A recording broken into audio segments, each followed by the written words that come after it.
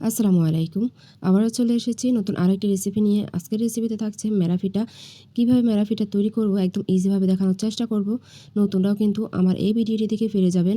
প্রথমে চুলায় আমি পানি বসিয়ে দিয়েছি, তারপর পরিমাণ মতো লবণ দিয়েছি, আর এখন নারিকেল দিয়েছি, কুড়ানো নারিকেল।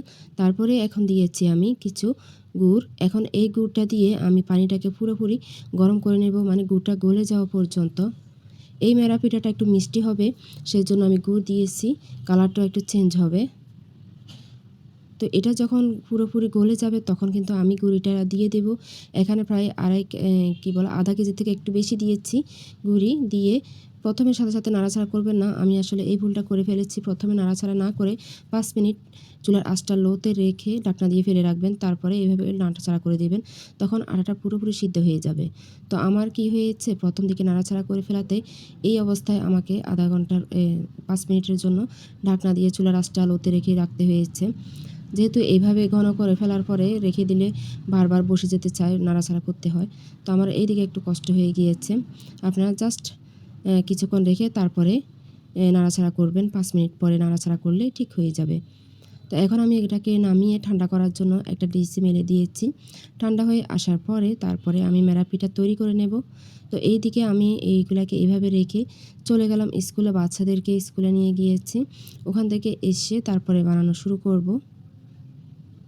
তখন পুরোপুরি ঠান্ডা হয়ে যাবে, আমিও খুব সুন্দরভাবে তৈরি করে নেব। তো এদিকে দেখেন আমি স্কুল থেকে এসে দেখি আমার যা শুরু করে দিয়েছে বানানো, অনেকগুলো বানিয়ে নিয়েছে। তো ভাবলাম যে যাই হোক, অনেকগুলো বানানো হয়ে গিয়েছে, বাকি অর্ধেকটা এখন বানাচ্ছে বসে বসে। তো এইদিকে আমি আবার ভিডিও করে নিলাম। দেখেন সবগুলো একসাথে মলে নিয়ে তারপরে করা যায়। তো আমার যা দেখতেছি একটু একটু নিয়ে তারপরে মলে এটাকে 2টা করে বানাচ্ছে, আবার একটু করে নিয়ে মলে আবার একটু করে বানাচ্ছে এইভাবে। তো যাই হোক, যার যেভাবে সুবিধা হয় ওইভাবে বানিয়ে নেবেন আপনারা।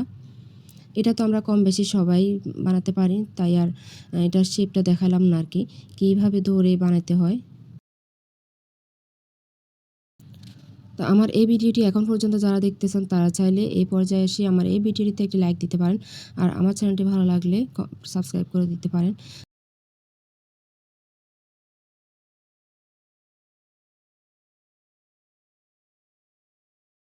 তো এই দিকে দেখেন চুলায় পানি বসিয়ে দিয়েছি, আর একটা ঝুড়ি নিয়েছি, স্টিলের ঝুড়িতে কিন্তু বসিয়ে এভাবে আধা ঘন্টার জন্য চুলায় দিয়েছি, আর এটা ফাটফাট হয়ে গিয়েছে।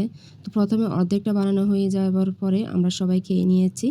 এখন হলো বাকি অর্ধেকটা, মানে এগুলো কিন্তু খাওয়া হয়ে যাচ্ছে। এত বেশি মজা হয়েছে এই পিঠাটি, মানে একদম বলে বোঝাতে পারবো না। এইভাবে যদি আপনারা ফলো করে বানিয়ে নিন তাহলে কিন্তু আপনাদেরও সবগুলা ফাটাফাট শেষ হয়ে যাবে, একটু আর বাকি থাকবে না। কারণ এই পিঠাটি এইভাবে এত বেশি মজা হয়েছে, মিষ্টিটাও কিন্তু একদম পুরোপুরি পারফেক্ট হয়েছিল।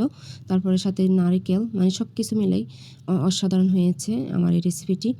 আপনাদের কেমন লেগেছে এই রেসিপিটি দেখে, আর কতটুকু বুঝতে পেরেছেন অবশ্যই কমেন্টের মাধ্যমে জানাতে ভুলবেন না।